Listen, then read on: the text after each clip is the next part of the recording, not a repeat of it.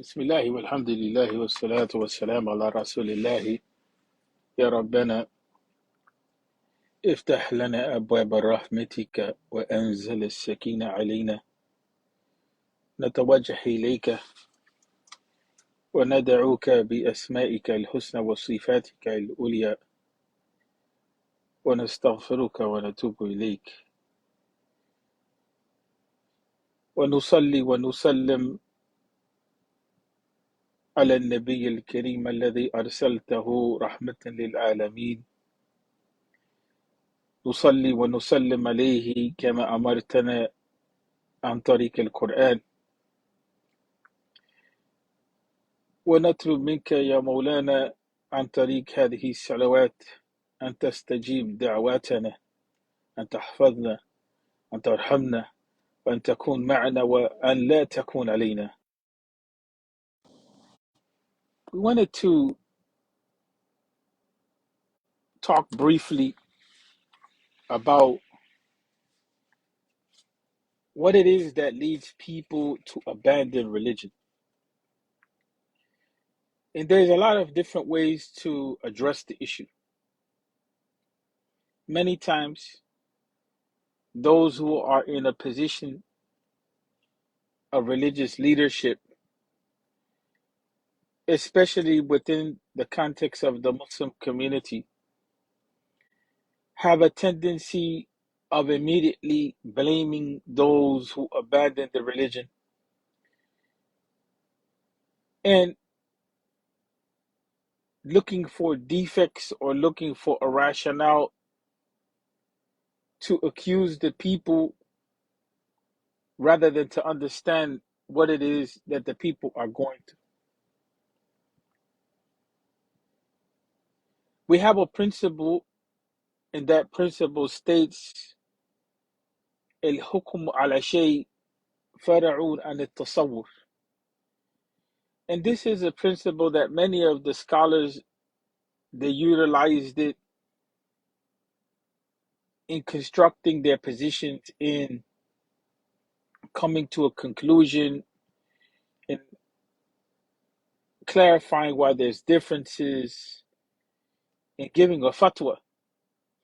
And the principle states that al-hukm ala shay, to judge something, is basically an outcome or the end result of you understanding first. Of course, literally in the Arabic, it's not translated as that, but in meaning, that's what it comes down to. How can you judge something? How can you come to a conclusion and you didn't even understand what the reality of the situation was? And this is how we deal with the people. Many times, we're the blame as to why it is that people leave Islam. We're the blame for a number of different reasons. Let's begin with the decline in Islamic scholarship, which is a decline that many don't want to admit, but it's a decline that is registered by the greatest scholars of Islam, many of the scholars from Al-Azhar al-Sharif, before Al-Azhar al-Sharif became a plaything within the hands of governments and policies and so on and so forth. And we find, I was reading recently the great scholar Abdul Wahab al-Khalaf, from the scholars of Al-Azhar, who wrote in the genre of Sharia wa Qanun, meaning that he was writing in Islamic legislation and also the legislation which was being utilized in his time by the government. And so it is more akin to writing in comparative law versus just writing in what we would call today Islamic studies.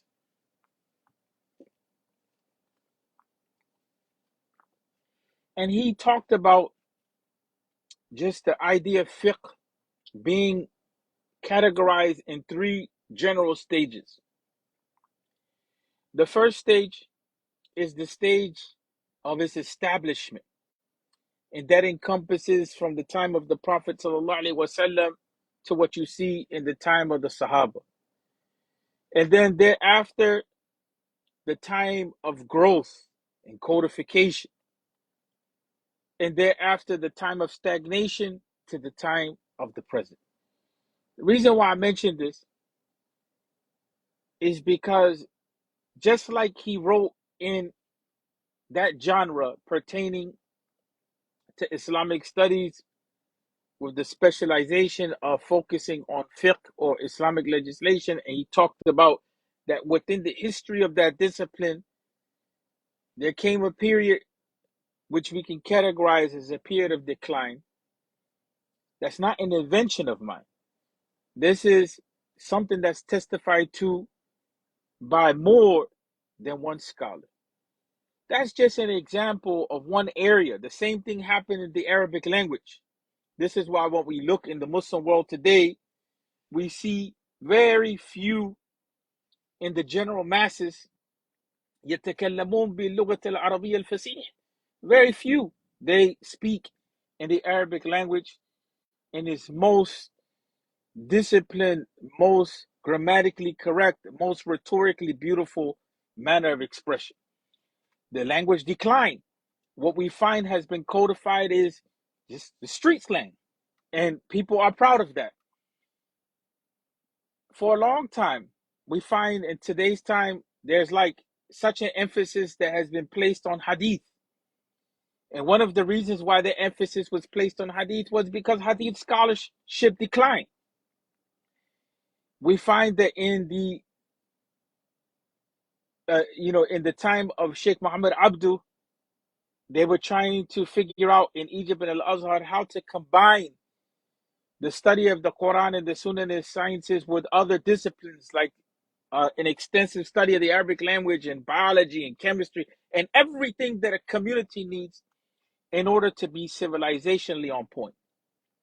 I don't want to go too much further than that. I'm just trying to hit on the idea that the Muslims have to accept that we have suffered an intellectual decline. Why is that important? Because when we start dealing with real life issues, a lot of the times many of us are not prepared to deal with the issues. I'll give you an example. I was looking earlier today, I was looking to see if I could find a talk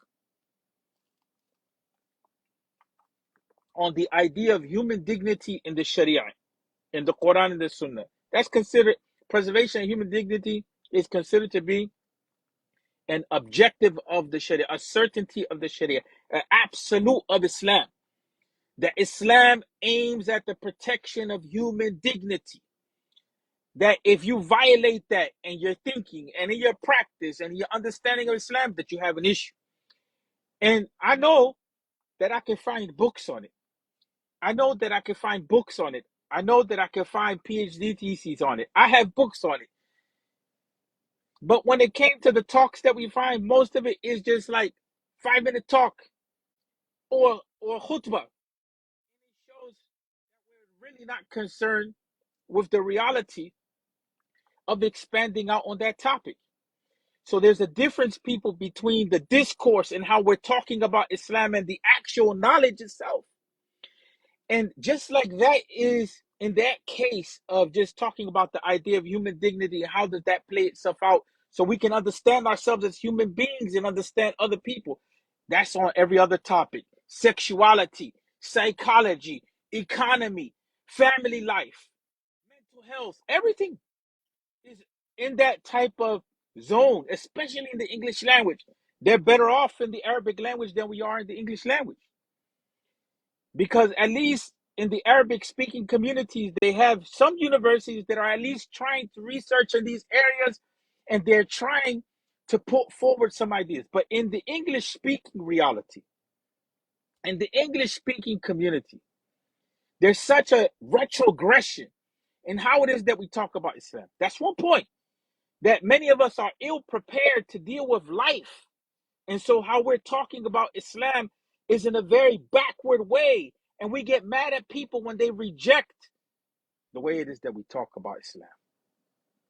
when the reality of the situation is that what we bring to the Islamic discourse, what we bring to the idea of talking about Islam, what we bring when people are asking us for solutions or they're asking us for an Islamic orientation, is we bring backwardness.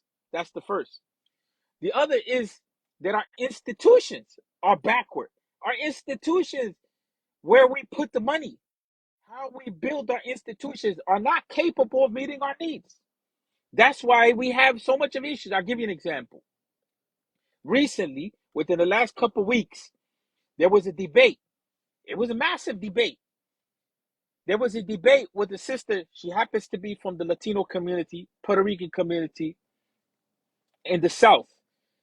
And she is legally blind.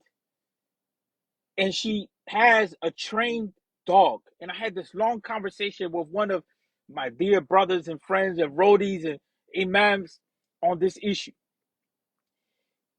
And she went to the Muslim community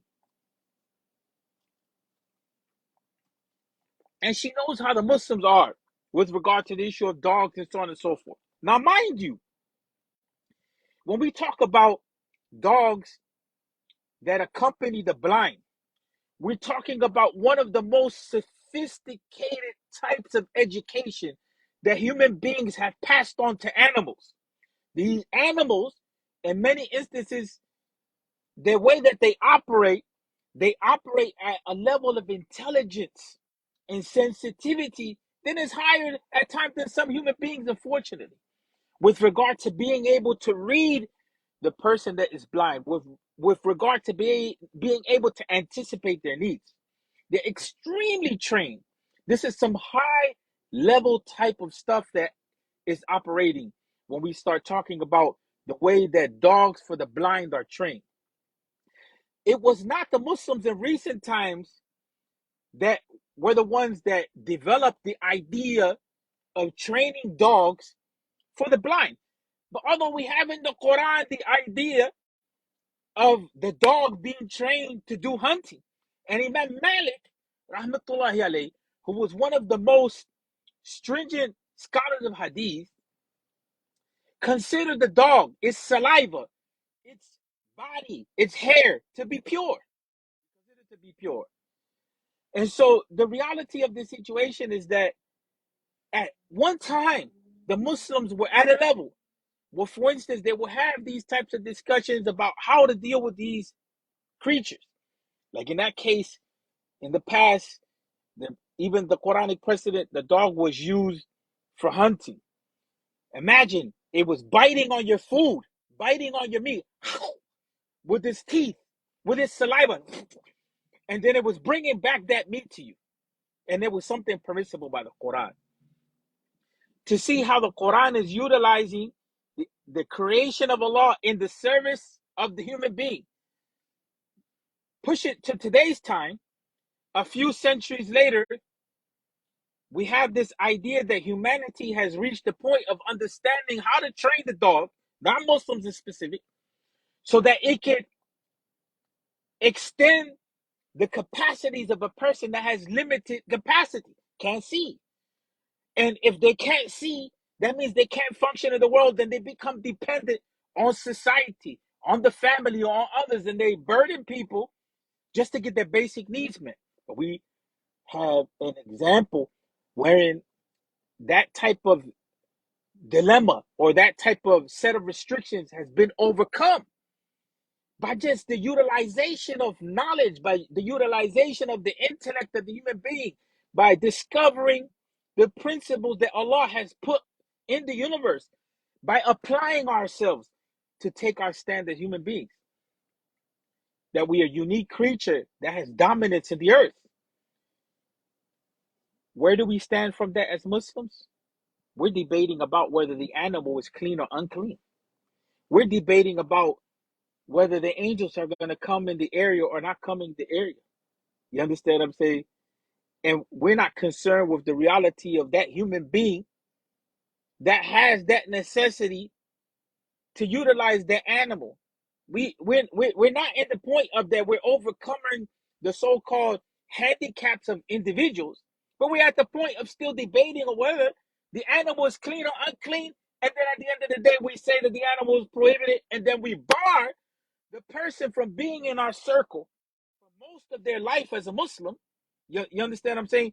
Because that person is relying on that animal. See what I'm saying? That person is relying on that animal in order for that animal to help them with everyday affairs. And it's not like we ourselves, out of the kindness of our heart, will be in the service of that person. We're barely in the service of each other. So that's just another sign of the type of backwardness that we have in the community, that we don't see the needs of people and how they have to be met, and nor do we bring solutions to the table. But what we easily do is we think that we're holding on to the boundaries of Islam by doing what? By what? By calling on prohibition, right? By calling on prohibition. And so at the end of the day, people, that's just one level. Look, up to now, we're still debating on the issue of evolution. And we have not put forward anything of significance when it comes to science on that type of level. And we continue to do that. We take the opposition road on everything because that's the easiest way to solve problems. It's just a problem, you just exit out and you just keep moving. You understand what I'm saying? We don't want to talk about it. We have so many restrictions when it comes to culture and intellect and this and that. And then the one that is the most nastiest and the one that is the most harsh is considered to be the most religious. Then we wonder why it is that people abandon the deen when intellectually we can't meet them at a level which is meeting the intellectual needs of people. Emotionally, we can't meet them at a level which is meeting their needs. That's not to talk about the situation of the poor. That's not to talk about how we have utilized the cap monies. That's not to talk about how we have failed people on an institutional level. You see what I'm saying? You go to places like England, they're still debating whether a woman could be in the masjid or not.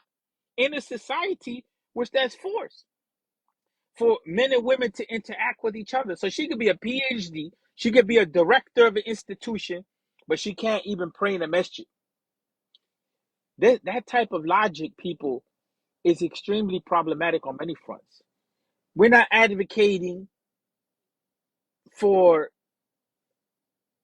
the complete destruction of every practice that we have come to know in the deen. That's not what we're advocating for.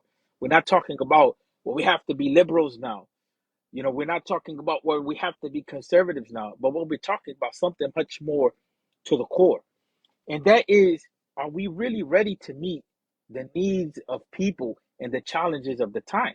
People leave the religion because of defaults in our character. People leave the religion because of the fact that we have not applied ourselves intellectually to be able to respond to the needs of the time.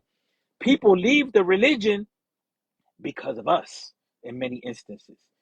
But we have the tendency of saying that they're leaving the religion because they have a deficiency. We never blame ourselves and we never take responsibility. And as long as we don't take responsibility, we're never going to address the issues as they need to be addressed, because what we're doing is we're pushing them to the side so we don't have to deal with them. The problem is them. The problem is not us. That's the approach that we take. You see what I'm saying? And there's many instances, and I'm going to say this and shut this down, where we forget the Quran came gradually. We forget that human development is gradual. We don't talk overnight. It takes us a certain amount of time to talk. We don't walk overnight. It takes us a certain amount of time to walk. We don't become pubescent overnight. That's the creation of Allah. That's not the idea of Yusuf Rios. That's the creation and the process of Allah, how Allah created the human being to develop in stages. We like to pride ourselves and talk about the scientific miracles of the Quran. We talk about the blood clot and how it is that the Quran predicted these types of things before science even knew, but we don't follow the principles themselves. And this is not how our scholars used to operate in the past. Our scholars used to have an understanding of these things and try to operate along with these principles so that reason and revelation complementing each other. The same thing when it comes to the Quran. The Quran, yes, it was revealed all at one time, but not to human beings. When it was revealed to human beings, it was revealed gradually. It was revealed gradually. All of the other revelations were revealed at one time. The Quran was revealed gradually so that it could be understood, so that it could be memorized, so that it could be practiced, so that it could be carried, so that it wouldn't be burdensome. So it would allow the human being to develop with it. And so when we look at that process, how it is that revelation and how it is that the creation operate in these ways that allow us to uncover patterns and principles and access these things so that we can better understand how to deal with people.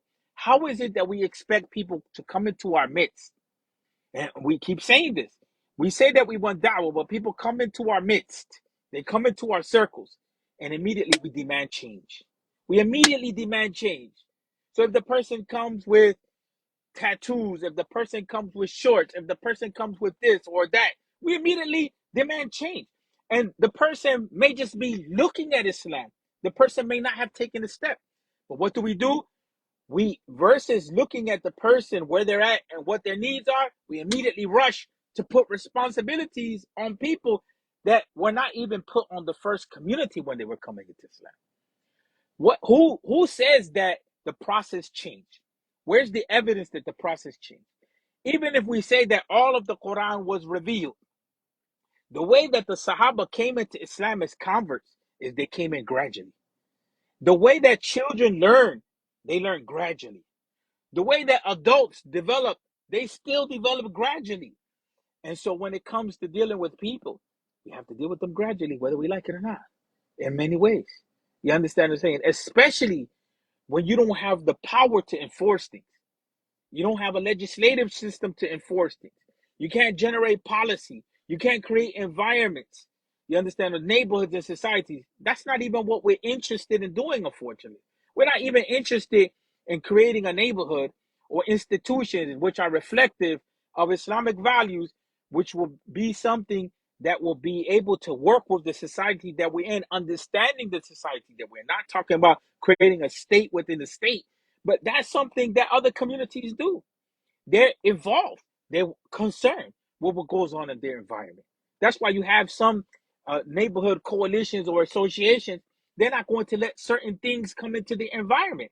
They're going to be looking at the zoning. They're going to be looking at how many bars are there in the environment. How many porn shops are in the environment. They're going to be looking at what the youth do after 9 o'clock at night. Do we have to implement curfew?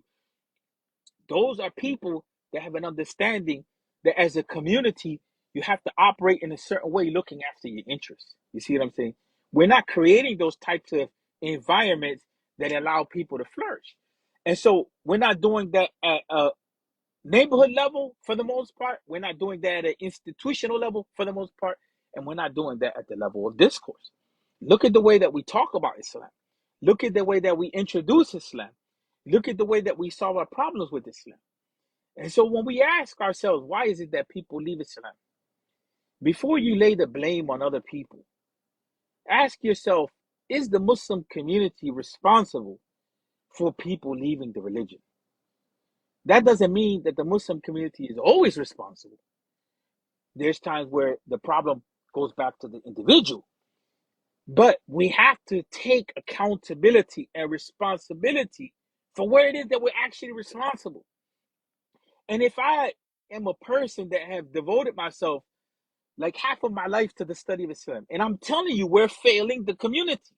We're failing society. You don't have to believe me, but I have the responsibility to say that. And I have the responsibility to say that we have to change the way it is that we do certain things. Because at the end of the day, when we're coming to try to deal with these issues which pertain to the community, like people leaving Islam, I have to give some pushback. We have to change certain things, the way that we operate and the way that we do certain things, because we're not at that level to be able to address the people where they need so that they can grow. Because even those of us who are able to put up with the reality of the Muslim community, many of us feel suffocated.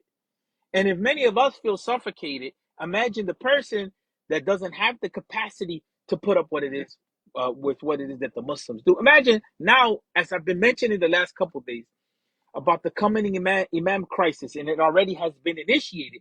You hear more and more people that are operating in the Muslim community in the capacity of imams or the capacities of teachers. They're literally openly telling you they don't want to be in the Muslim community anymore. Some of them admit that they don't have the ability. So if they're saying that from the angle of work, they're retreating themselves on a personal level, to meaning to just deal with their personal affairs so that they can live out their Islam. What about the person that doesn't have the training and the education? What do you think that they're going to do? If that's the conversation of some of the imams, that they can't deal with the community, you understand what I'm saying? Or some of the activists, they say the same thing. Then what about the average person? See, you see where I'm getting at with this? So we're the ones that push people out because of the way that we orient ourselves intellectually and character, the way we organize our communities, what we put a priority on. So then I'll leave you with this. What is the real concern then at the end of the day? What is it that is the concern of our community? What's governing our community? What direction are we really going in? Because we can't say that we're truly concerned for the community if we're not concerned with addressing those things which undermine the community and make it implode. And I mentioned this over the years. Our growth in many instances comes from two groups of people: youth and converts. We mentioned immigration policy has turned to such that we're not going to be seeing a lot of immigration boost the number of the Muslims. And even, let's, for the sake of argument, say immigration policy becomes generous. The types of immigrants that are coming to the Muslim community now are not the types of immigrants that were coming 15, 20 years ago, that were from a certain educational group, that were automatically falling into the upper echelons, the upper economic echelons in American society. We're seeing a lot of refugees come with a lot of needs, economic needs, emotional needs, the mental health needs, family needs. They need everything from the basics to language skills. So it's a different type of group. So say for the sake of argument that our growth comes from additional immigrants. Those immigrants, what they bring to the Muslim community is they bring a demand for their needs to be addressed. It's not that they're going to come in automatically and be contributors of the Muslim community, other than maybe getting a few reciters of the Quran, other than maybe getting a few teachers here and there, but many of them are going to have life needs. The youth, the situation of the youth. Everybody talks about the youth, the youth, the youth, the youth, the youth, the youth. But the youth situation is not going to be addressed until you deal with what surrounds the youth, which is the family crisis. You see what I'm saying? Now, come to the converts. The convert situation is a similar problem to the youth. What is the support around the converts? See what I'm saying? And you're not going to be able to deal with a lot of these issues if the type of discourse that you have and the type of leadership that you have is not ready to address real needs. So when we ask why people leave Islam, don't automatically assume that somebody's iman is weak. Don't automatically assume that someone is a hypocrite. Don't automatically assume that that person is at fault. It may be that that person is at fault, but it's better that we look at ourselves. It's better that we look at what it is that we have done.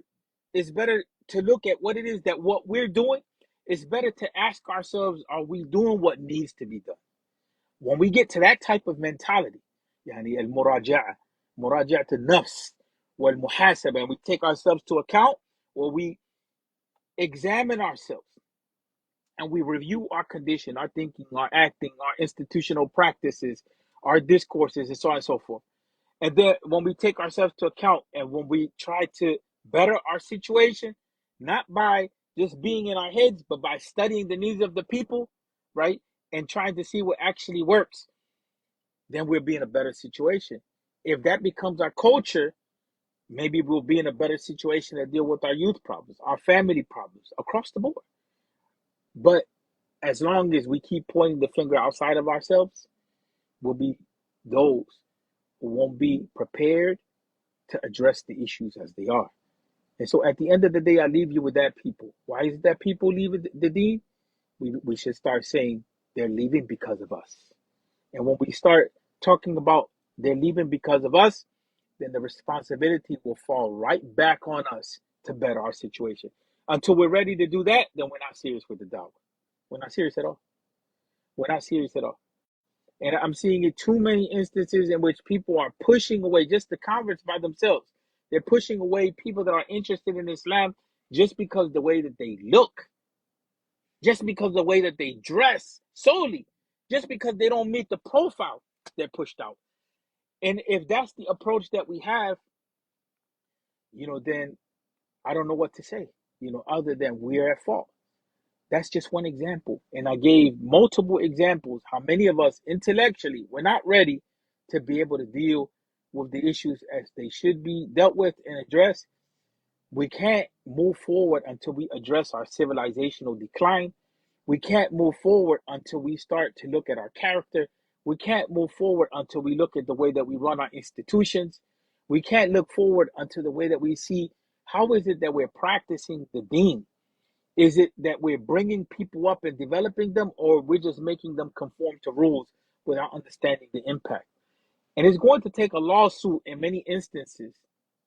In some of these cases, like for instance, in the case of people that are blind, to be able to incorporate them into the community, or it's going to take some radical move, like what happened with some of the sisters that they established their own masjid for women. It may take to establish a masjid just for people that are struggling with issues in order to accommodate them. And then after about 5 or 10 years, it'll become a current or a trend in the Muslim community to incorporate more and more people.